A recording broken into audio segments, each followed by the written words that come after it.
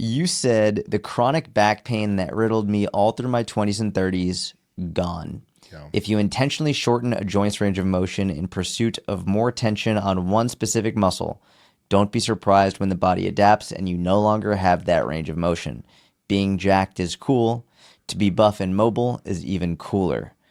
What caused you to get back pain in the first place, and how did you overcome it? So I had it even before I got jacked. Like I always had, and I think this runs in my family. My uncle, my cousin, my sister, we all tend to have kind of chronic low back pain. Mm-hmm. And I think that's just genetically our posture. We kind of genetically all have these slight anterior pelvic tilts already. This is all stuff I didn't know until later, until I became a trainer, and a good trainer at that. And I just thought I would always kind of have this chronic back pain. And what I did know though is when I was training my core and I was in shape, it was mild to non-existent. When I was fall a little bit out of shape, not training my core, it would flare up and I would notice it. Focusing on just being the jacked dude exacerbated that. So it's not that the muscles made me have low back pain. It's that I already kind of had low back issues because of my posture and, training in a way that was focused just on aesthetics and not movement and range of motion just exacerbated that. And so I would do things like I'd go squat and, oh man, I'd be laying on my back between sets. Because because my low back was just flaring up, and it was because of the movement in my pelvis. It would just be going back and forth every time I dipped down because I lacked the mobility, range of motion in my hips and in my ankles, and I didn't really know that or wasn't sure of that until I went on the hardcore mobility kick. When I became obsessed with 90-90s and combat stretch and got in and I literally went from being a guy who could not squat 225 below 90 degrees without my back just feeling destroyed to a guy that could sit ass to grass with 315 comfortably for as long as I wanted to. I mean, just comfortably. And when I got to that point, all the back pain went away completely. And so really I became this huge advocate for mobility. In fact, to the point where I know there's a lot of debate in this area online in our space.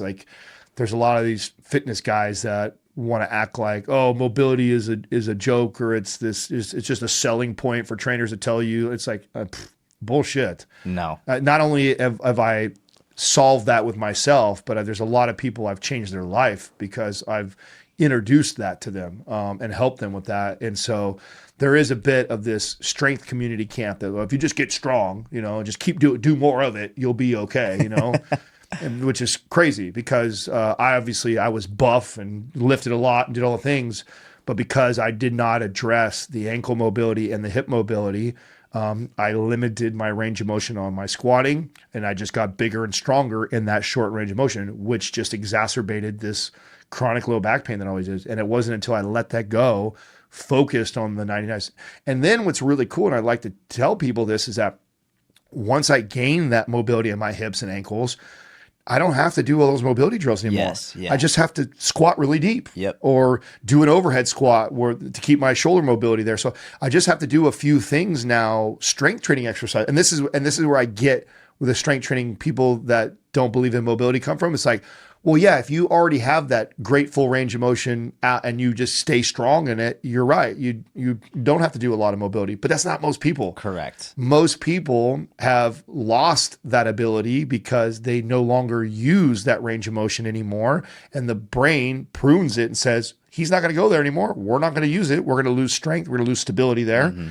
And then this is where chronic pain comes from. And so I get where they're coming from, that okay, yeah, if once you get to that point, you do that, but that's not most 40, 50-year-old clients that we train. Yeah. I mean, and I know you've had the same experience. You train average people who sit at desk all day on the computer and decide at 45, they're going to try and get in shape, and then you assess them and they can barely sit down in a chair without, and they can't raise their arm above their, it's like, yeah, you got to work on that mobility to get them to be able to go through range. And then you could teach them strength training exercises that promote that mobility. And then maybe they never have to do it again, which is kind of where I'm at. I mean, every once in a while I still get down and do some of my mobility stuff because a lot of that's because I'll be neglecting some of those exercises.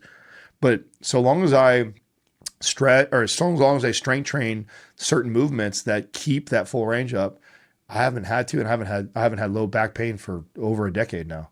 I love the strength world, competitive powerlifter. I love it. I think it's amazing. But the strength community is notorious for saying all you need is strength. I know. And they did this with cardio.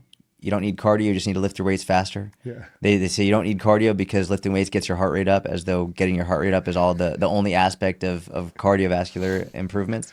They say the same thing in mobility. You don't need mobility, you just need a strength train. They write everything else off except strength, which is, it only shoots them in the foot.